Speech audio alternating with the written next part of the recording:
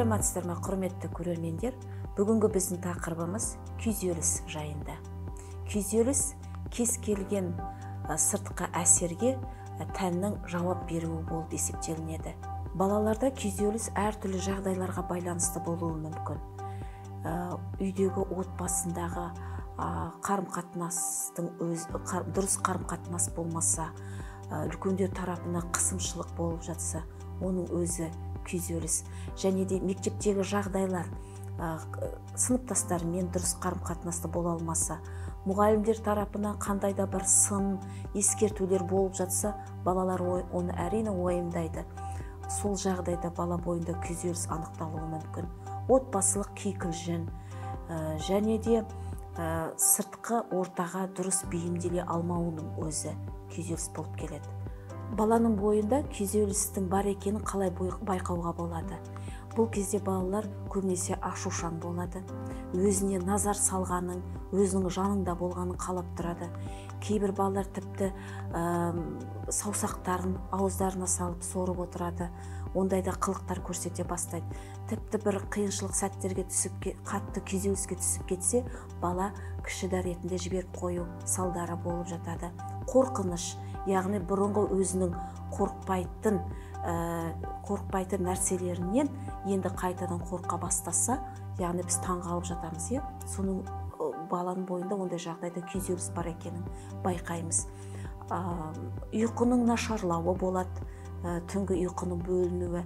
Сонымен қатар мынандай қылықтарды көрсете бастайды, яғни бала шашын саусаққа орауы, үстіне киген киімінің етегін шиыршықтау, немесе жаңағы киімін қатты етегін орап қатты қолына ұстауының өзі баланың бойында күйзеліс бар екенін білдіртеді. Кейбір балалар тұтығып сөйлей бастайды. Бұрын ондай қылық жоқ еді, ал қазір тұтығып қалады. Сол кездері біз назар салуымыз керек. Ондай әдеті жоқ еді, бұл балада не болып жатыр деген сияқты. Сондықтан күйзелістің алдын алу үшін тағы да айтып кетемін, дер кезінде мамандарға жүгінуіміз қажет. Әйтпесе кеш болып кетуі де мүмкін. Мұндай сәттерде осындай мен сіздерге төмендегідей кеңестер бере аламын. Әсіресе көбінесе үйдегі отбасының атмосферасы жақсы болу керек. Баланың көңілін бөлетіндей, баламен жеке әңгіме жүргізіп, баланың көңілін аулайтындай бір қыдырту немесе бірге серуендеу балаға жақсы әсер етіп жатады.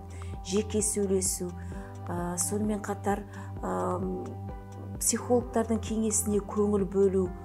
Біздер көбінесе ондайға мән бермейміз, дегенмен де қазіргі сәтте сіздердің білмейтініңізді біздер айтып жатсақ, соның өзі үлкен бір көмек күйзелістен шығуына.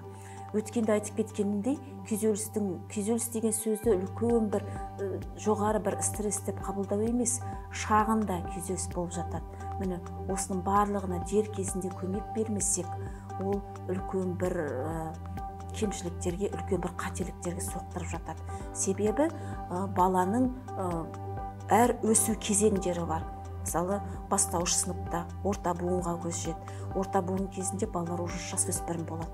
Жасөспірім кезінде қандай қиыншылықтар барын сіздер жақсы білесіздер. Енді жасөспірімдік кезең туралы өзгерістерді, жасөспірімдік кезең туралы басқа бір кеңестерді мен сіздерге келесі бейне роликтерден көрсете аламыз.